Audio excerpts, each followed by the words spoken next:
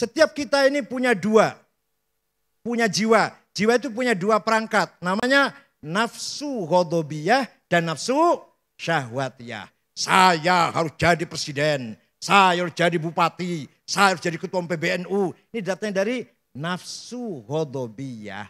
Tapi kalau niatnya bagus, caranya benar, nggak menyakiti orang, tujuannya ibtigha amardhatillah, namanya bukan nafsu ghadabiyah, tapi namanya himmah apa?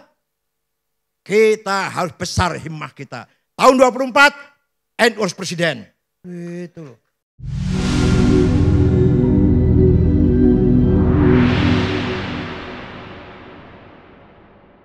Hadirin yang saya hormati.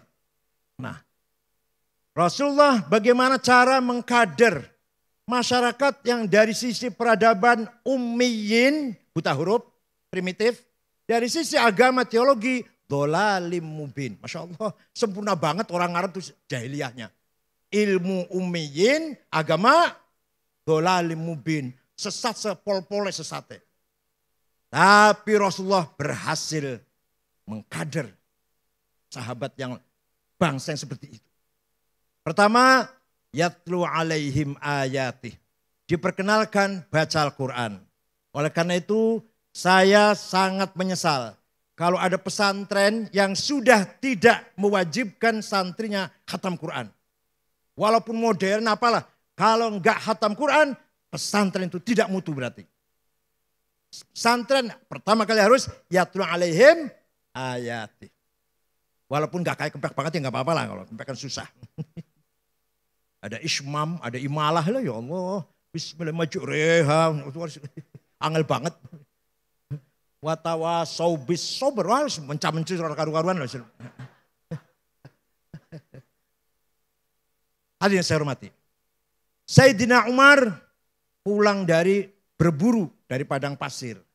Masuk kota Mekah mendengar adiknya Fatimah bintil Khattab dengan suaminya Sa'id bin Zaid bin Nufail masuk Islam.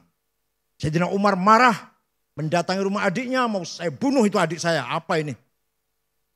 Keluar ikut agama Muhammad. Nah adiknya Fatimah lagi baca Quran.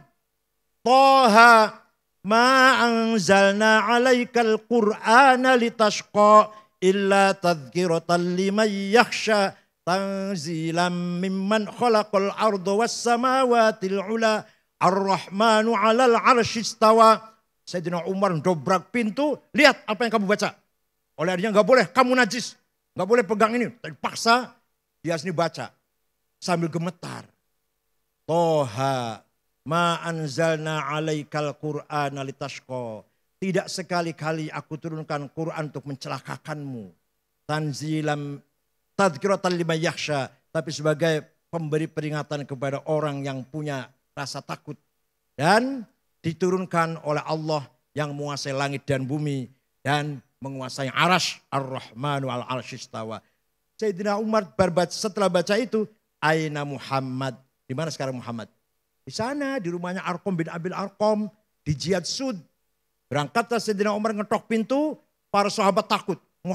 Ini Rasulullah, Umar ini jago, aduh pokoknya jagoan, jawara. Ini kalau kita buka pintunya entah apa yang terjadi lah. Nabi dengan tenang, iftah lahul bab. Saya sudah mendoa pada Allah, Allahumma qawwil Islam bi ahadi Umarain. Ya Allah kuatkanlah Islam dengan salah satu Umar. Kalau enggak Umar bin Khattab, Amr bin Hisham alias Abu Jahal. Hidayah datang pada Umar bin Khattab.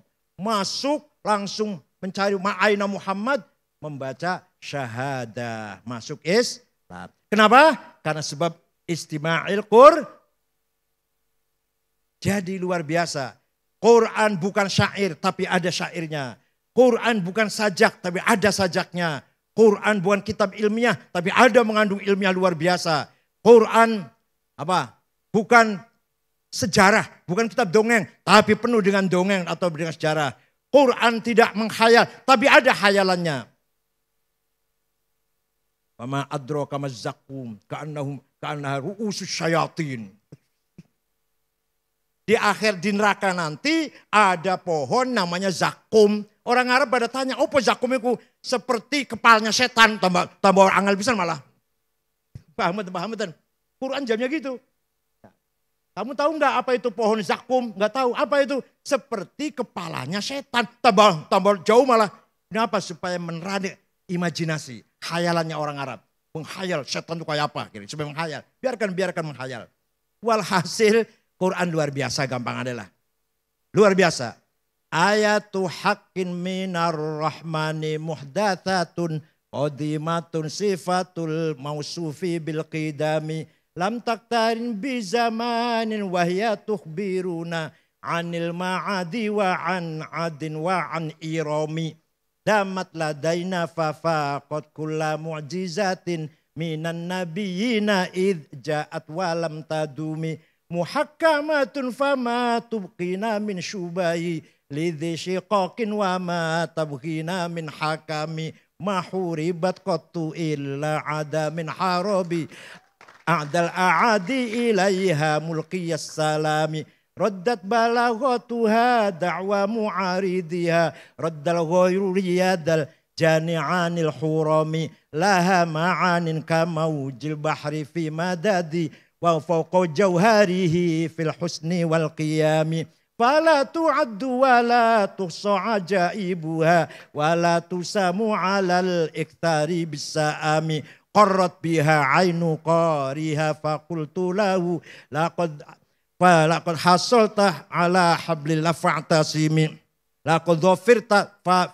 bihablillahi fa'tasimi in tatluha khifatan min harri nari ladha atfa'ta nara ladha min wardiha syabimi. Itu sifatnya Quran. Gak usah terjemah lah, ngerti Islam. Gak usah terjemah. Tidak pernah bosan baca Quran. Tidak pernah bosan. Silakan diulang-ulang, gak bosan. Itu Al-Quran luar biasa. Bahkan kelebihan Al-Quran apa? Dihafal gampang oleh siapa saja walaupun gak ngerti Pak, gak paham. Bocah cilik ngapal kayak Quran cepet 1 halaman 1 jam lah kira-kira apa. Coba kalau ada syair atau ada tulisan bahasa Cina gak paham sampean, suruh ngapalin berapa bulan kira-kira?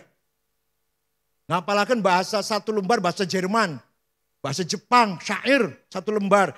Dan nggak paham artinya, nggak tahu bahasa Jepangnya, nggak ngerti. Ayo hafalkan, sebulan barangkali. Tapi Quran anak kecil nggak ngerti artinya, nggak ngerti bahasa Arab selain Al-Quran, nggak pernah ngomong Arab lah, gampang dihafalkan. Tapi juga gampang hilang. Saya dulu waktu di Mekah pernah hafal sampai ya 23 beberapa, sekarang sudah banyak hilang. Ngurusin HTI gitu apa. Dah. Jadi masuk Islamnya orang Jawa Barat sebab Al-Quran yang dibaca oleh seorang yang cantik. Jadi baca Quran suaranya enak, lagunya merdu, orangnya cantik. Nah kalau orang yang enggak cantik ya belum tentu itu. Prabu Siliwangi belum tentu masuk Islam itu. Dah.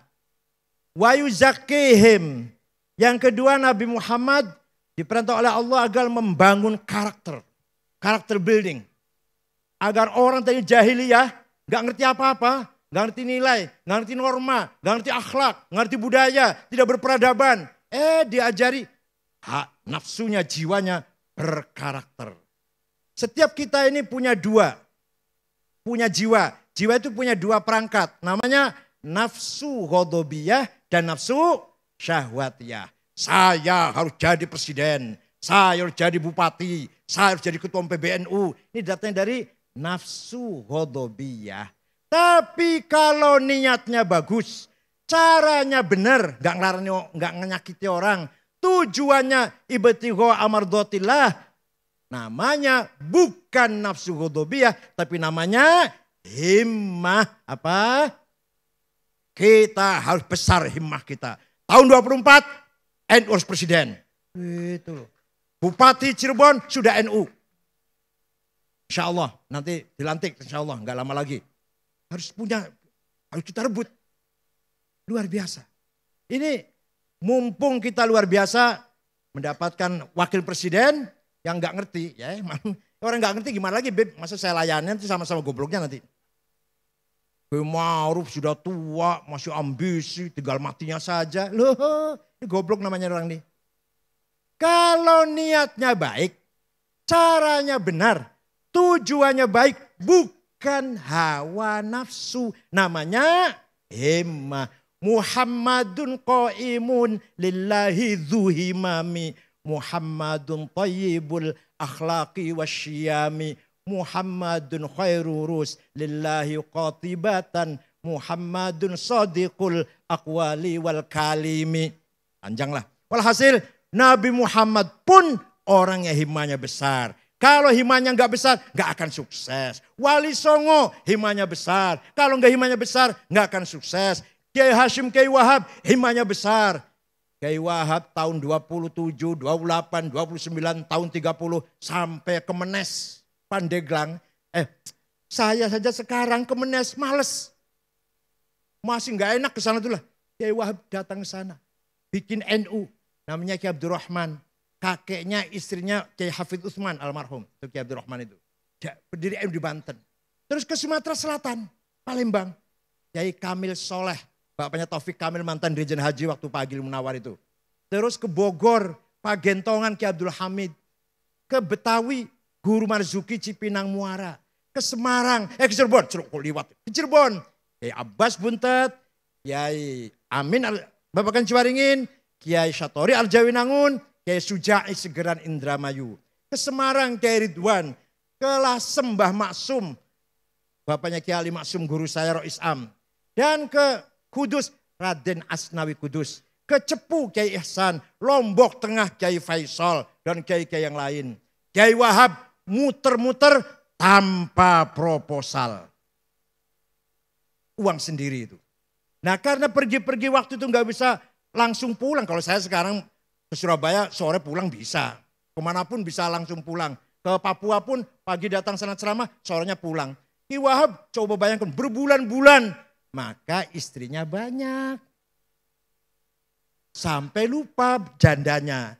Suatu ketika naik kereta api dari Jombang. Di Jogja ada perempuan naik. Duduk di depannya. Lama-lama aku kayak kenal kalau sampean ki. Lah nyong kalau bekas jenengan. Lupa, jangan lupa. Jangan ditiru. Kalau ilmunya kayak Ki Wahab gak apa-apa.